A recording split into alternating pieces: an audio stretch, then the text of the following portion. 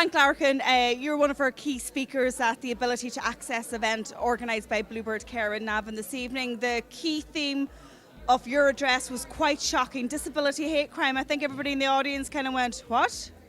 Yeah, absolutely. And Joanne, I mean, I've only really known about it 3.5 years, and when I first heard about it as being linked to austerity, or at least the rise in it being linked to austerity, I went, what? So that was where I got the impetus to research it more. Now, you've been campaigning and advocating on a range of issues in the areas of disability for many years, but what in particular has made you stick to this one? Because of the shock factor, I think that it's something that is wrong. It shouldn't be happening.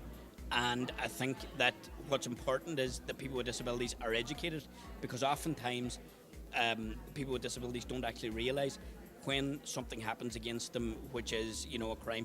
They don't actually realise that there's also a bias indicator there, that it's a disability hate crime. It's not just a crime, it's a disability hate crime.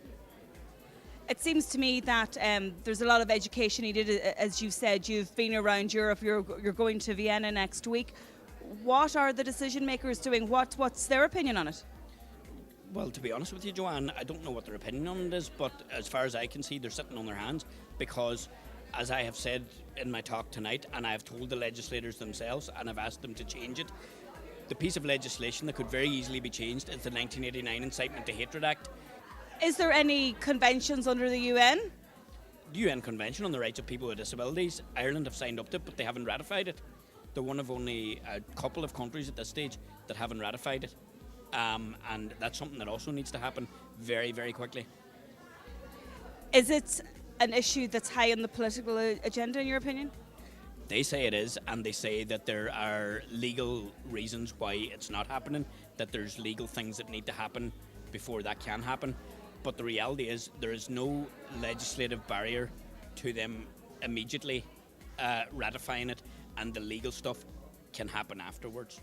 Okay, so perhaps we'll show this video, we'll put it out online, and you've asked the question directly to the legislators, to the politicians: can you change the Incitement to Hatred Act 1989?